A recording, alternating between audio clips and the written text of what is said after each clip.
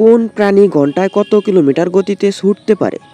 চিতাবাঘ 112 কিলোমিটার, হাতি 40 কিলোমিটার, ঘোড়া 88 কিলোমিটার, সিংহ 80 কিলোমিটার, শিয়াল 50 কিলোমিটার, নেকড়ে 60 কিলোমিটার, বানর 55 কিলোমিটার, মার্কহর 40 কিলোমিটার, গরু 25 কিলোমিটার, গাধা 40 কিলোমিটার, জিরাফ 60 কিলোমিটার, শূকর 17 কিলোমিটার, হায়ানা 60 কিলোমিটার, কুমির 17 কিলোমিটার, হনুমান 40 কিলোমিটার,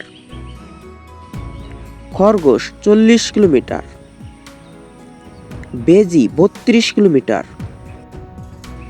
ছাগল 40 কিলোমিটার,